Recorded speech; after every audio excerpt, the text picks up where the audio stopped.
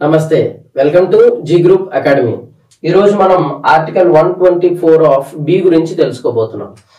ఇది ఏం చెప్తుందంటే నేషనల్ జ్యుడిషియల్ అపాయింట్మెంట్స్ కమిషన్ అని మనం ప్రీవియస్ ఆర్టికల్లో ఏదైతే తెలుసుకున్నామో అసలు ఆ యొక్క కమిషన్ యొక్క ఫంక్షన్స్ ఏంటి, ఏమేమి కార్యాలు చేస్తూ ఉంటుంది అని.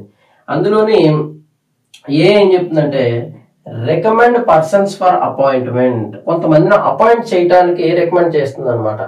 ప్రెసిడెంట్ ఆఫ్ ఇండియాకి, chief justice of India, judges, దేనికి సంబంధించి కోర్ట్, సుప్రీం కోర్టుకి సంబంధించినటువంటి చీఫ్ జస్టిస్ ఆఫ్ ఇండియాని కానీ జడ్జిలను కానీ అపాయింట్ చేయడానికి రికమెండ్ చేస్తుంది. At the same way chief justice of high court and judges of high court, హైకోర్టుకి చీఫ్ జస్టిస్ ఉంటారు, అదేవిధంగా జడ్జెస్ ఉంటారు, వాళ్ళను కూడా అపాయింట్ చేయడానికి రికమెండ్ చేస్తుంది.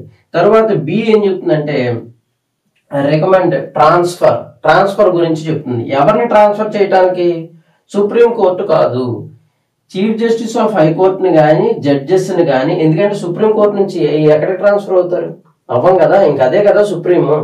ఇక్కడ హైకోర్ట్స్ మాత్రం నెంబర్ ఆఫ్ హైకోర్ట్స్ ఉన్నాయి కాబట్టి హైకోర్టులో ఉన్నటువంటి చీఫ్ జస్టిస్ని కానీ జడ్జెస్ని కానీ ఒక కోర్టు నుండి ఇంకొక కోర్టుకి వాళ్ళు ట్రాన్స్ఫర్ చేసేటువంటి అవకాశం కూడా ఉంది. నెక్స్ట్ సి ఏం చెప్తుందంటే ఎవరైతే పర్సన్స్ ని మీరు రికమెండ్ చేశారో వాళ్ళని వాళ్ళ యొక్క సామర్థ్యం, వాళ్ళ యొక్క ఎబిలిటీ కానీ అఖండతను కానీ ఇంటిగ్రిటీని కానీ వాళ్ళు అబ్జర్వ్ చేస్తారు.